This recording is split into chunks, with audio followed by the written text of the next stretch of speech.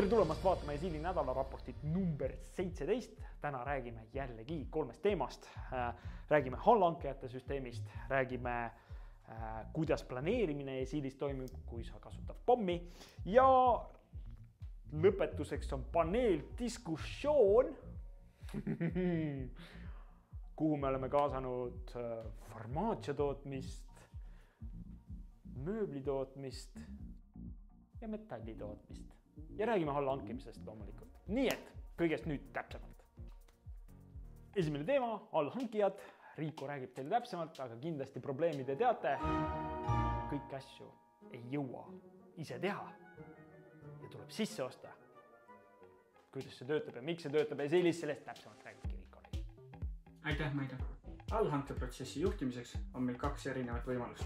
Esimene võimalus on see, et me määrame allhankija ära kohe alguses. Valime read, lehtmaterjali, mille me soovime saata allhankesse, määrame ära operatsiooni ja määrame ära allhankesse. Hiljem päringutest tulenevalt parima pakkuja tegija, siit siis määrame ära, kes meile selle allhanke teostab. Selleks on esimene võimalus.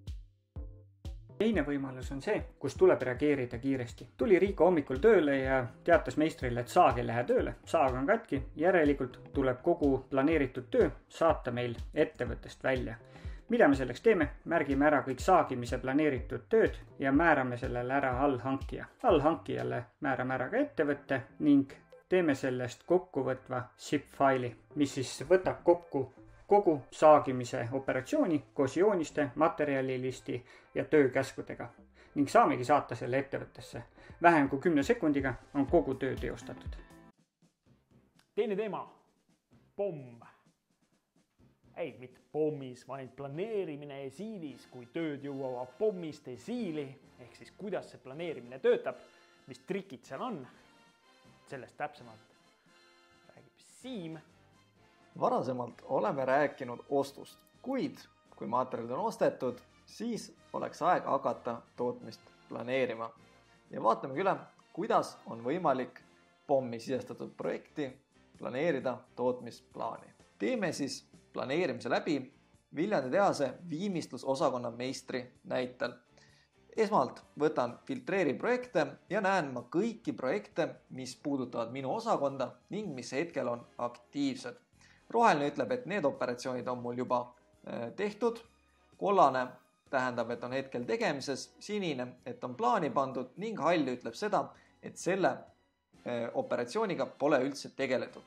Mina kui viimistlusosakonna meister panen siis järjestuse enda osakonna tähtaja järgi ning siit ma näen siis ära, et projekt 211-E2 ehk etapp 2 on mul pooleldi planeeritud. Ehk siis see oleks loogiline, et mul on järgmisena vaja Google plaani panna. Võtangi siis siit aktiivseks ning võtan planeeri valitud oppe. Vasakule tulevad siis need kõik koostud, mis mul antud projektist või etapist on planeerimata. Siit ma näen siis ka ära joonise, et mida meil värvima tuleb hakata ning siis on juba aeg selleks, et tuleb Google plaani panna. Näen, et meie märgvärvimise grupil on 8 tundi ressurssi täna, aga sellest oleme juba ajaliselt üle läinud, ehk siis 8,1 tundi töid on peale määratud. Seega planeerin tööd 4 päeva ja panen kõige lõppu. Lihtsalt selle jaoks on vaja lohistada õigesse kohta ning nüüd ongi meil töö planeeritud. Jah, just täpselt nii lihtsasti ongi teil võimalik Esiiliga oma tootmist planeerida. Kui te tahate seda sama lihtsasti teha, siis otse loomulikult tulge meile Golden Ticketiks. Ning kui teile pakub huvi, mida veel Esiiliga väga lihtsasti teha saab, siis nendest teemadest räägime juba mõnes järgnevas nädala raportis. Aitäh, Siim! Väga äge, planeerimine läheb järjest ägedamaks, mulle meeldib see ja lähme siit kohe üle 3. teemasse, kuna allhankijad on täna siuke special vibe siin nädala raportis number 17, siis on paneeldiskussioon esimest korda, mille me oleme ise välja leiutanud. Esimesena on meil Joonatan Softrendist, räägib, kuidas nende tarnetega on porolooni osas. Siis kutsume paneeli kohe Indreku, kes räägib, kuidas nemad tulid tarneprobleemidest välja ja mis neid aitas, kui COVID kogu tarnesüsteemi niimoodi ära crash'is.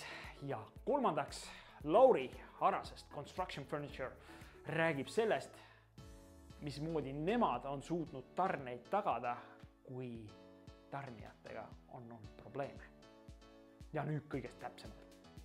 Kõige suurem probleem, sa oled tõenäoliselt kuskilt võib-olla on silma jäänud, et on mingi porolooni jama on juba kestnud üle poole aasta ja nüüd nagu ähvardatakse, et kestab veel umbes poole aastat vähemalt. Ja see on nagu nii naeruväärne justkui, et sa oled nagu turumajandus, eks ju, võiks ju olla, et maksad ja saad materjali ja teed valmis ja pool aastat juba ei saa tegelikult, et saad midagi ja siis vaatad, mida teha saad ja siis kommunikeerid nendele õnnelikele klientidele, kes seekord saavad midagi. Et see on nagu nii jabur ja üks asi on see, et ongi igast tarneajad on läinud selliseks määramatuks kliendi jaoks. Teine asi on see, et me teeme hoopis rohkem tööd maja siseselt, et kui varem oli ikkagi iga detail tuli välja lõigatud porolon, aga me lõikame ise nüüd välja uuesti detaile, aga loomulikult efektiivsuse mõttes on see ju ajakulu ühe toote peale on üüratult palju suurem. Kui varem elasime teadmises, et märtsiks peaks nagu asi normaliseeruma, siis nüüd öeldi, et septembriks on lootust. Et kui puidu kättesaadavus täna, mis on meil A ja O, on juba ülikeeruline, hinnatõusud on olnud nagu sellised, et täiesti uskumatu, selliseid hinnatasemeid ei ole kunagi olnud teatud puuliikides, eks. Ja need samad partnerid, kes on väga pikaajalised olnud, siis ka täna ütlevad, nii mõnedki tõstavad käed püsti, ütlevad, okei, et kui vanasti me tahtsime teha kvartaalsed lepinguid ette, siis täna on niimoodi, et sorry, et oksjon hakkab homme ja te võite seal osaleda. Et igal juhul enam alati nagu ei loe. Aga me võtame siis jälle niimoodi, et okei, et võib-olla tänu sellele, et meil on pikaajaline suhe, saame me osaleda nende oksjonil homme.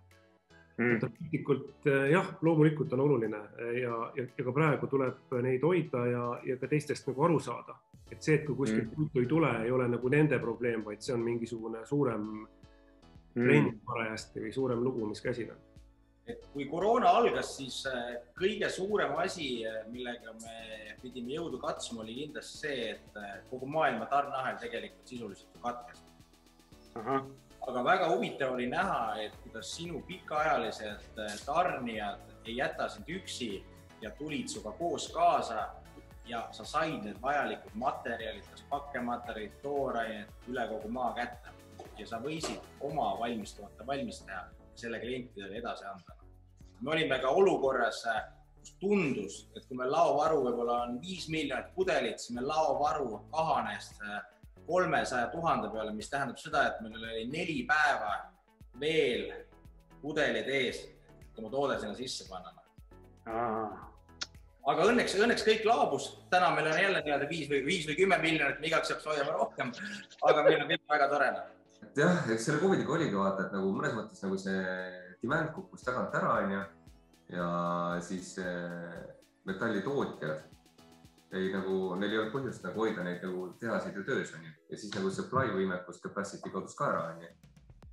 Meie senine nagu lahendus oli vale, et me olime nagu kõik kaardid pannud ühe materjali tarnija peale. Meil maas on vale, et kui sellel ühel tarnijal ei olnud materjali anda, siis oli kõik. Meil oli tellimus sellele ühele tehtud ja kuskilt mõjalt ei ole tulemas ka. Ja me oleme ikka väga-väga laiaks selle ajanud ja isegi täna vaatame, et tuleb veel laiemaks ajada. Kuigi võrreldes osade meie konkurentidega, ma usun, et meie tarnijate valik on juba täna nagu palju laiem. Aga me näeme ka täna seda, et ikkagi nagu kui mahud pidevalt kasvavad, siis ka see tänane COVID näitab väga hästi ära. Et ka see tänane tarnijate valik on natukene väike.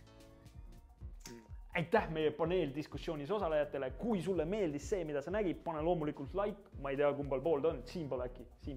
No ühesõnaga, kuskil pool ta on. Pane like, share'i, kirjuta kommentaari, et sulle meeldis. Siis me teame, et me võime siukseid asju veel rohkem teha, mis meeldib. Ja mis siin ikka. Liigume nüüd edasi. Järgmise nädala raport. Tšau!